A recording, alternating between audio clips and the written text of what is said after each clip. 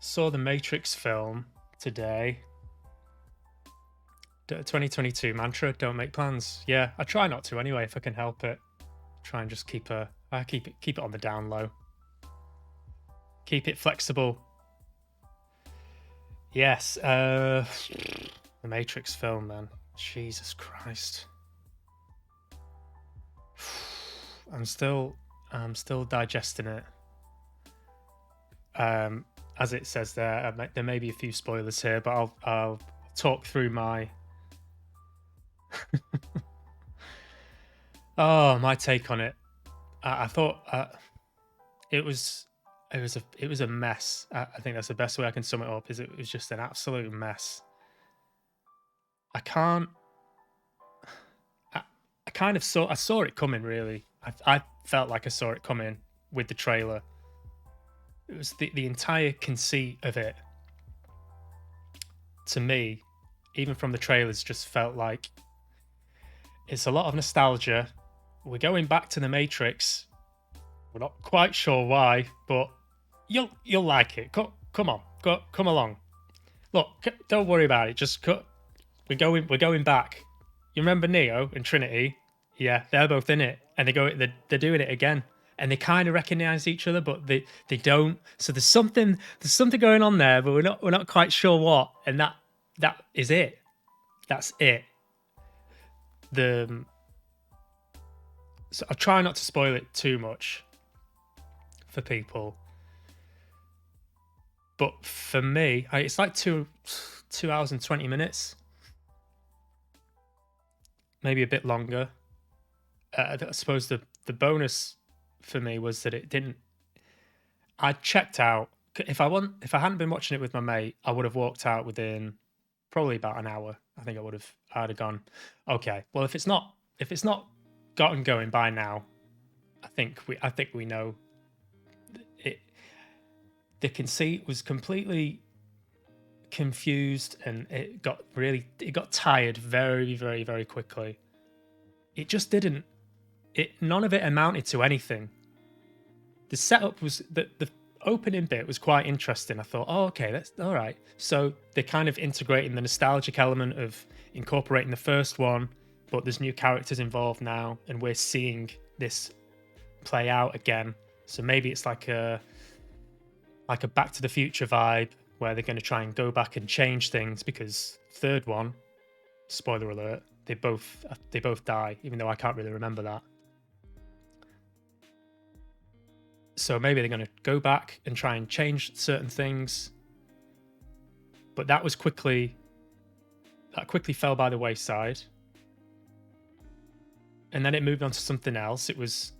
This happens quite early on in the film, so I'm not making any huge spoilers. I am going to spoil it, actually, because there's things I really want to talk about.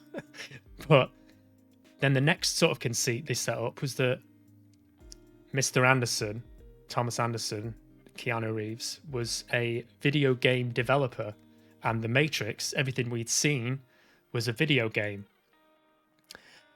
And it all just became very... There's a scene where there's all these executive types sort of brainstorming things that people want to see, like, and so they're sort of kicking around ideas as if it's like a very self-referential pitch meeting for the new Matrix film. It's all in there. Like, people want the nostalgic element. They want to see bullet time and all that. And this was pretty early on, and I was like, oh, can we not do that? Can we not do this? It really grates on me, that self-referential nudge, nudge, wink, wink. Hey, we all remember it, don't we? We all know this is kind of a cynical thing to do. We're cashing in on an old franchise, but it's what people want to see. And so in us acknowledging that and speaking this, it showed we're in on the joke, guys. Guys, we know this is lazy, but because we're kind of, the joke's on us, isn't it? But it's not. The joke's on you, because you're sat here watching it going, yeah, this is clever. I get that. I get meta jokes. That was the whole thing felt like that. The whole thing just felt like one big self-referential wank, and without no substance, there was no heart to it. It felt like My mate said it felt like a fan-made film, like someone had cut up different things from all the Matrix films, some John Wick style action sequences, which the action in it for me was completely well below par compared with some Marvel films and the Raid films, for example, and the John Wick films. The action was really, really, really, really underwhelming. So I checked out pretty early because there was just far too much of that for me. And in the back of my mind, I'm thinking, where's this going? Where's this going? And then it got about an hour in, and it was like, okay, so here's the thing they're gonna do now. And I was like, right, okay, it's a bit late for this, but okay, let's go. And then they went to this other place and started talking to all these other characters from the old films, and it's like, what? I don't fucking care about who are these people? What what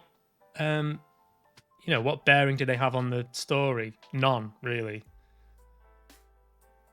The yeah, there was one particular fight scene which was literally the same fight as at the end of the first Matrix between the agent and Neo in the subway. They obviously did that knowingly, but it just didn't amount to anything. It was a lot of nods and just lifted points from the other films. But me and my mate were just sat there at the end of it, just going, what? Why? Why? What? What's that? Why did that happen? So, I don't know how anyone else is feeling about it or if they're excited for it. I don't want to. That's just my opinion, obviously. Deary me. I mean, it did make me think about, the whole aspect of rebooting things or sequels that have got such a long period of time between the original and the new sort of conception of it. I'm trying to think of a good example of where that's really. Oh, I'll tell you. Yeah, this is a good example of it is, say, Creed, the sequel to the Rocky films. I never really watched the Rocky films, but I liked that Creed it was related to it, but it wasn't sort of basking in the glory of the Rocky films. It was, right, here's the guy who's related to Creed, the Creed's son, sorry. And they're giving him his own story, but it's still in that world. Like, the Matrix could have done that easily. And they would have had a story there. But by the end of it, this is a bit of a spoiler, so if you want to tune out for a minute or so. But at the end of it, basically, Trinity can fly. That's the big reveal. They both jump off a building for some reason. They're being chased by people. There's a car chase, and Trinity grabs, because Neo can't fly anymore. His powers have gone. So they both jump out of a window. Trinity grabs him, and she's like, "Oh, she's got the powers. She's got the power now. Oh, this is at the end. This is at the end of the film." And by that point, I was like, "Oh fuck, this is it." They've taken 2.5 hours to get to this, to get to that point. So there's going to be another one now that people are going to go and watch. I hope it tanks. I really do. Because I don't know. I just think there's a very clear message that needs to be sent that you can't just keep cashing in on fucking nostalgia. There's got to be some substance to it. Keanu Reeves can't act. He's never but it's forgiven in depending on the role he's playing. John Wick, for example, great. The action sequences and the fighting, it's beautifully choreographed. It's visceral. It's like edge of your seat stuff. The conceit and the plot is batshit crazy, but it doesn't matter. I was just like, where's the imagination? That's the best things about the Matrix films was the sitting there and going, fucking hell, this is batshit crazy. This is like the stuff you dream of that this guy's able to do. There was none of that. There was a couple of moments where it's like, oh, that's quite fun what they've done there. But in terms of the spectacle, there's films that are absolutely, miles ahead of it.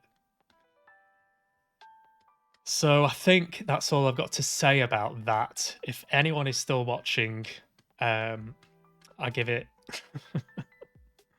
I give it 5. No, I'll give it, I think you know what I'm going to give it. Give it a miss.